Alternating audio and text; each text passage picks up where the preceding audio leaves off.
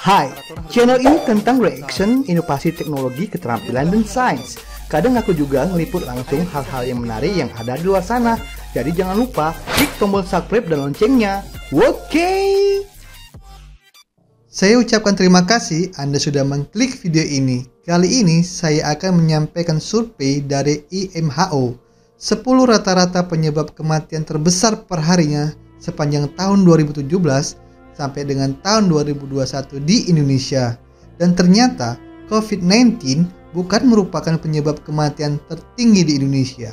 Urutan pertama, penyakit Alzheimer dan demensia. Ciri-ciri penyakit Alzheimer dan demensia adalah penurunan kemampuan mental, kesulitan berpikir, memahami, delusi, dan kesulitan berkonsentrasi.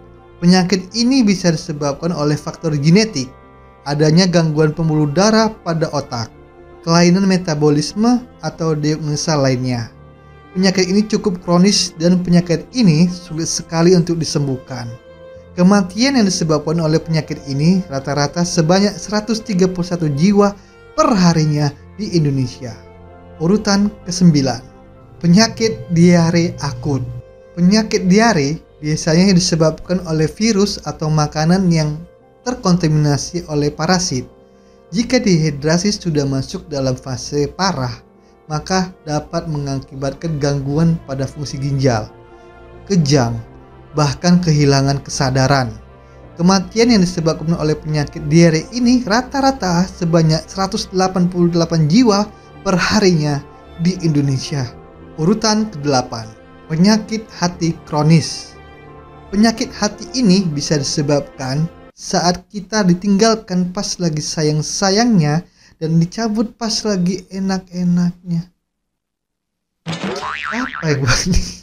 Oke, penyakit hati kronis ini penyakit yang mempengaruhi fungsi hati dan lever. Saat fungsi hati rusak, hati tidak dapat membersihkan racun yang ada dalam tubuh manusia. Kerusakan hati kronis ini bisa disebabkan oleh genetik, minuman beralkohol yang berkepanjangan, ataupun pertumbuhan abnormal pada fungsi hati. Kematian yang disebabkan oleh penyakit hati ini rata-rata sebanyak 225 jiwa per harinya. Urutan ke-7, penyakit tuberkulosis. Penyakit tuberkulosis atau sering kita singkat dengan penyakit TBC disebabkan oleh bakteri yang bernama Mycobacterium tuberculosis. Tuberkulosis dapat menyerang bagian tubuh manapun, baik sistem saraf pusat, jantung, kelenjar getah bening, dan lain-lain. Tetapi yang paling sering terjadi yang diserang adalah organ pada paru-paru. Kematian yang disebabkan oleh penyakit tuberkulosis ini rata-rata sebanyak 220 jiwa per harinya. Urutan ke-6, penyakit pernapasan kronis. Penyakit ini sering disingkat dengan PPOK atau penyakit paru obstruktif kronis. Penyakit ini menghalangi aliran darah dalam paru-paru sehingga pengidap akan mengalami kesulitan dalam bernafas. Penyakit PPOK bukan penyakit asma. Kematian yang disebabkan oleh penyakit pernapasan kronis ini rata-rata sebanyak 264 jiwa per harinya di Indonesia. Urutan ke-5, penyakit diabetes mellitus.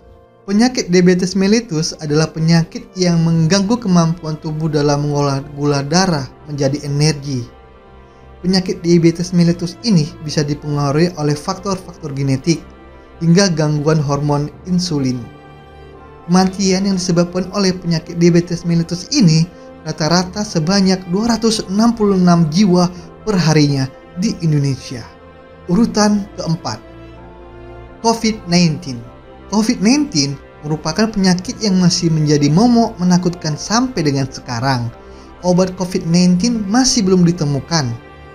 Varian virus COVID-19 ini terus berkembang dari golongan alpha, beta, sampai saat ini Omicron.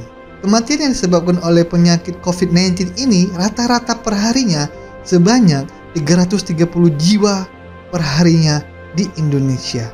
Urutan ketiga, penyakit pencernaan MAH kronis. Sakit MA kronis yaitu adanya gangguan pencernaan yang disebabkan oleh peradangan pada dinding lambung.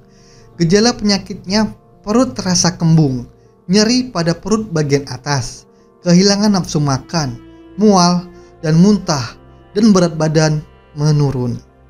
Kematian yang disebabkan oleh penyakit pencernaan MA kronis ini rata-rata 333 jiwa per harinya.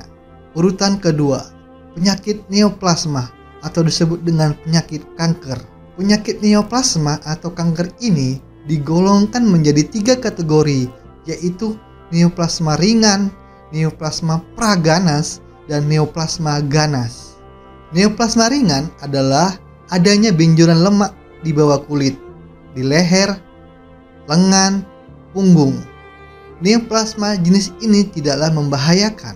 Yang kedua adalah neoplasma praganas. Jenis ini berpotensi menjadi ganas, sehingga sering disebut dengan kanker tahap awal. Dan yang ketiga adalah neoplasma ganas. Kanker ganas ini sangat sulit untuk disembuhkan. Kematian yang disebabkan oleh penyakit neoplasma atau kanker ini rata-rata per harinya 545 jiwa per harinya di Indonesia. Urutan pertama, penyakit kardiovaskular. Penyakit ini umum disebut dengan penyakit jantung dan stroke. Penyakit ini disebabkan adanya pola hidup yang tidak sehat seperti terlalu banyak mengkonsumsi makanan berlemak, tidak berolahraga, kebiasaan merokok, stres, dan mengkonsumsi minuman beralkohol secara berlebihan. Kematian yang disebabkan oleh penyakit kardiovaskular ini atau stroke atau penyakit jantung rata-rata per harinya. Apapun penyakit yang diderita, hanya Tuhan yang Maha Tahu ajal setiap hambanya. Selalu tetap semangat. Saya doakan teman-teman selalu sehat dan selalu diberi kemudahan di setiap urusan-urusannya. Assalamualaikum warahmatullahi wabarakatuh.